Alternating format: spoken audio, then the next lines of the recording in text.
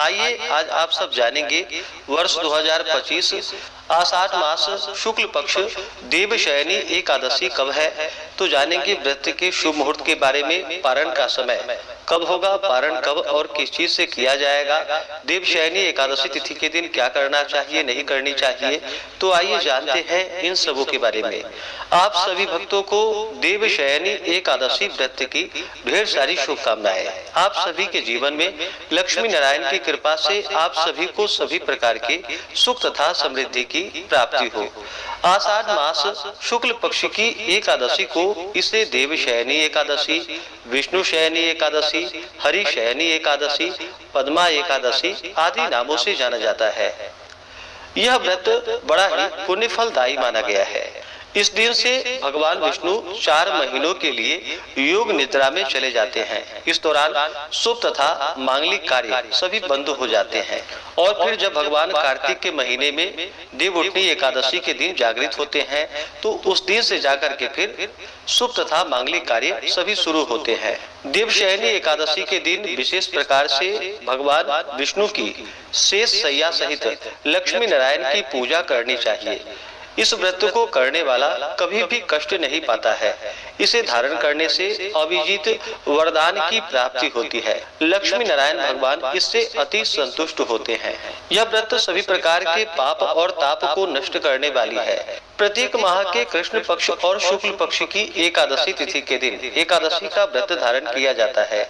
इसे एकादशी या 11 व्रत के नाम से जाना जाता है।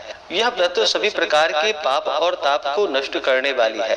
देवशयनी एकादशी के दिन विशेष प्रकार से सोना, चांदी, तांबा, पीतल की मूर्ति बनवा करके यथाउपलब्ध उपचारों से भगवान का पूजन करना चाहिए और पीतांबर से विभूषित करके सफेद चादर से ढके हुए गद्दे, तकिए वाले पलंग पर शयन कराना चाहिए। उस अवसर के 4 महीनों के लिए अपनी रुचि अथवा अभिष्ट के सिद्धि के लिए नित्य व्यवहार के पदार्थों का त्याग और ग्रहण करना चाहिए। जैसे कि मधुर स्वर की प्राप्ति के लिए गुड़ का त्याग करना चाहिए। दीर्घायु अथवा पुत्र पौत्रादि की प्राप्ति के लिए 4 महीनों तक जो कि तेल का त्याग करना चाहिए। शत्रुनाश के लिए कड़वे तेल का, सौभाग्य के लिए मीठे तेल का, स्वर्ग प्राप्ति के लिए पुष्पादि भोगों का त्याग करे।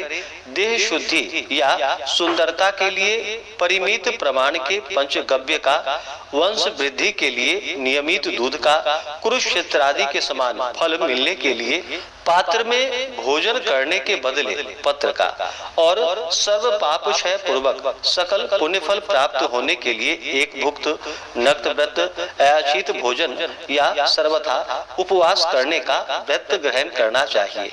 यदि इन 4 महीनों में दूसरे के दिए हुए भक्ष्य भोज्यादि सभी पदार्थों का भक्षण करने का त्याग रखे और उपयुक्त 4 व्रतों में जो बन सके उसको ग्रहण करे तो महाफल की प्राप्ति होती है।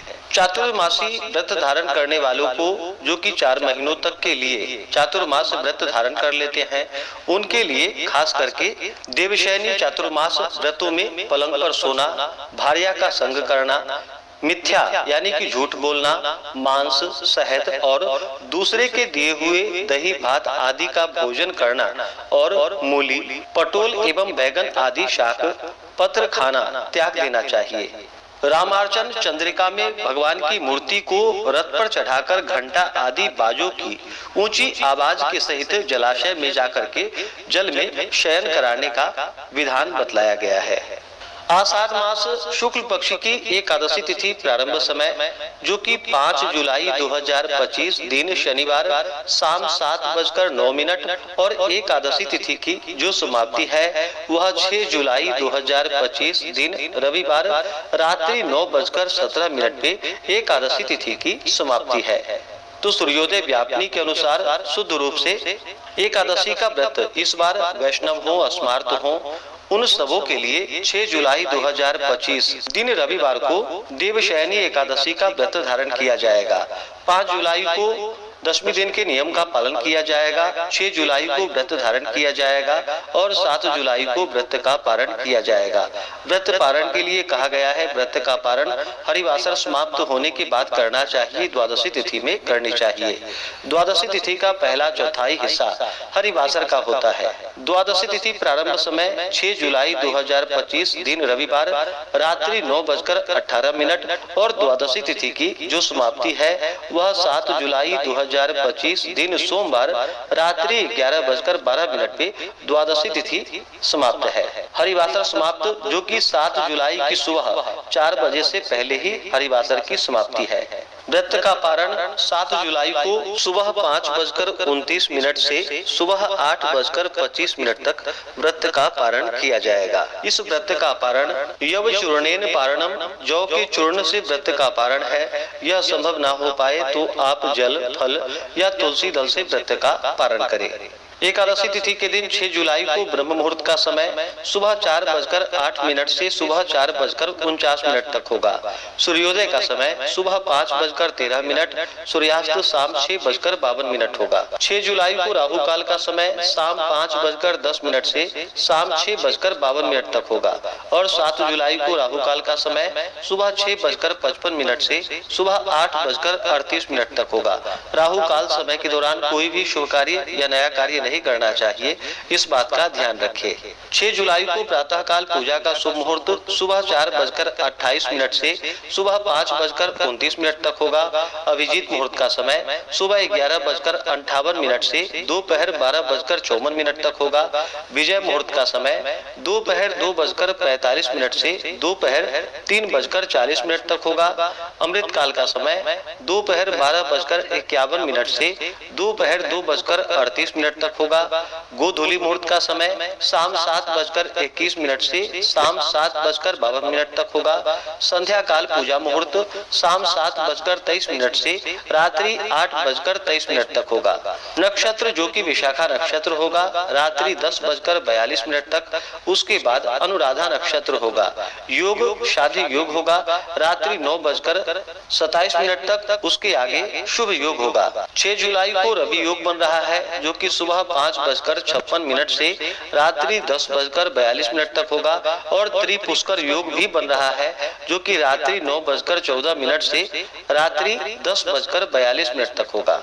व्रती को व्रत के दौरान शुद्ध और सात्विकता का पालन करना चाहिए, ब्रह्मचर्य का पालन करना चाहिए। व्रत के दौरान किसी के ऊपर क्रोध नहीं करनी चाहिए, अपने मन में किसी के प्रति ईर्ष्या या द्वेष का भाव नहीं लाना चाहिए। इस दौरान ओम नमो भगवते वासुदेवाय, श्री कृष्ण गोविंद हरे मुरारी आदि नाम मंत्रों का जप करना चाहिए।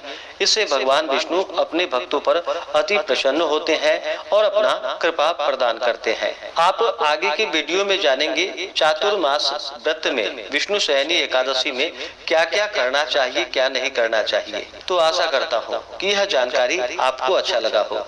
इसी प्रकार से ज्ञानवर्धक जानकारियाँ प्राप्त करते रहने के लिए, व्रत पूजा के बारे में जानने के लिए, कथा को सुनने के लिए चैनल पे अगर आप पहली बार आए हैं तो चैनल को लाल बटन दबा